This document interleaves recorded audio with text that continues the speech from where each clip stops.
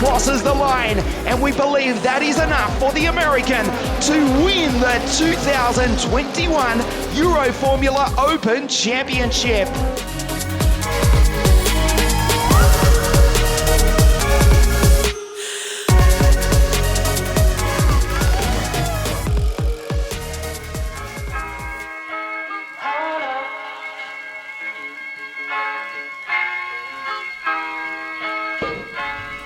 Well guys, we are officially the 2021 Euro Formula Open champions.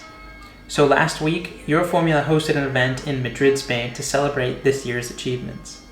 I really had such an amazing time, and I thought it was the perfect way to sort of reflect on everything that went on this year.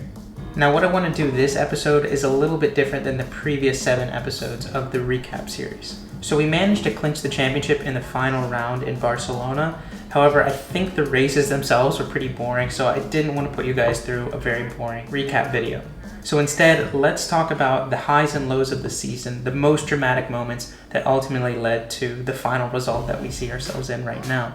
So let's go ahead and jump right into it. For Cameron Dass, the American driver makes it 3 from 3 for Team Motor Park to open the 2021 Euro Formula Open season.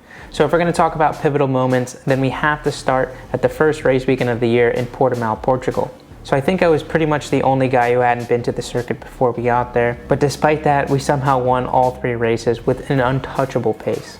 And the cherry on top was having the whole Formula 1 paddock to witness it. Having such a dominating performance for the first round of the championship really opened a lot of doors for me, especially on the sponsorship side. So that really ended up kickstarting the whole season for me.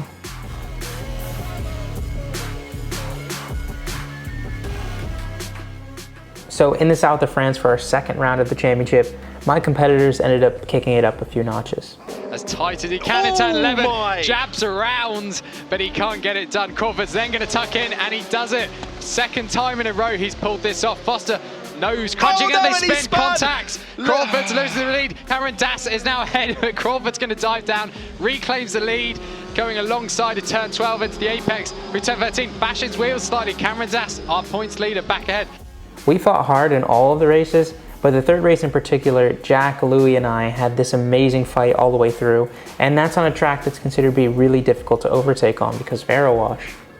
While it was anything but easy, I have to say that victory in the third and final race of the weekend was incredibly rewarding because all of the overtaking, the battling was super on the limit and very borderline.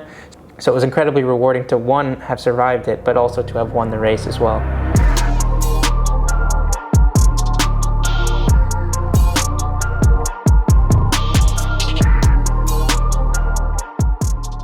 So skipping ahead now to the third round of the championship at Spa-Francorchamps, I had my first contact of the season in race 1. Up to that point, I had really treated every race as if I had nothing to lose.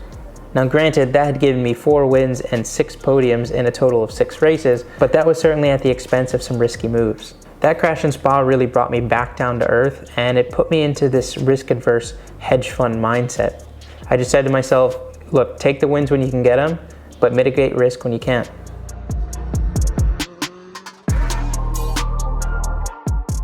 So skipping ahead to the third race in Budapest, I won my first ever wet race, at least the first one that I can remember. Honestly, I think in the past, driving in the wet has been a major unchecked box for me. I used to really lack confidence in the wet, probably mostly due to a lack of experience, but that all completely changed this year. So in that race 3 at Budapest, I had dominating pace in very treacherous conditions. Budapest is pretty famous for this, but as soon as there's a little bit of water on track, the track really doesn't feed the water off very well, so the track ends up forming rivers and lakes with a pretty insubstantial amount of water. But despite those conditions, I ended up having a flawless race, no mistakes, and pretty untouchable pace all the way through. So I have to say on a personal level, I was really proud of myself for actually making that big of a step. Okay, Editor Cameron here. I just realized I missed probably the most dramatic part of the entire season, which was the brake failure in race 1 at Budapest. So while leading the race in race 1, all of a sudden my brakes completely gave out going into turn 5, and then again going into turn 6, and then as a result I had the biggest amount of damage I'd had all season long.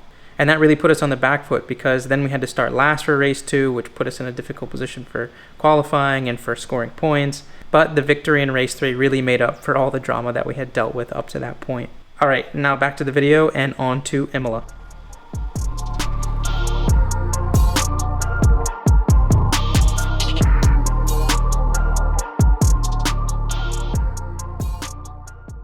Alright, so moving on to Imola, I have to say this is a really strange weekend.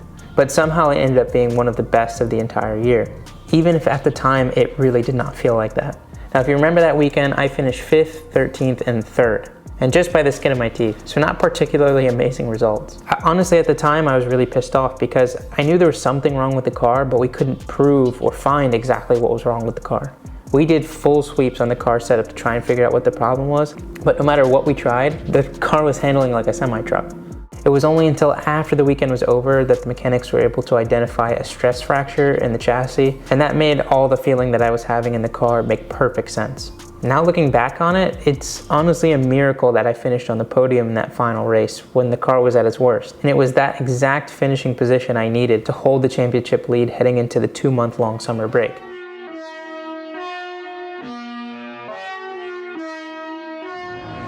The 6th round at Red Bull Ring wasn't particularly interesting. The pace was really strong and we had some great battles, but the points were so close that I couldn't really risk a DNF.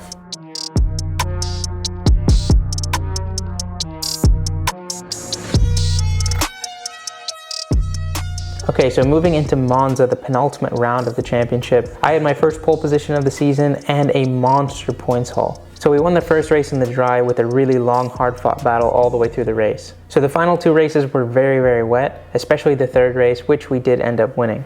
And I have to say it was probably the most dangerous conditions I've ever driven in, but that also made the victory taste a little bit sweeter.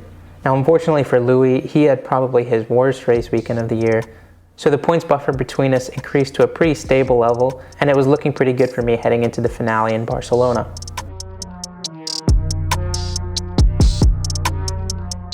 And that all leads us to the finale, where I sealed the deal in the first race of the weekend. It was a pretty incredible experience, especially having so many of my family and friends to live it there with me. It was also a pretty bittersweet moment because I had formed such a bond with the motor park crew, and that includes my very strange teammates. That kind of relationship in such a competitive environment is pretty rare. So yeah, to say the least, it was pretty sad leaving the track on the final day. Well, we certainly had our ups and downs. It wasn't an easy, straightforward process by any means, but I think it's safe to say we've had a great season.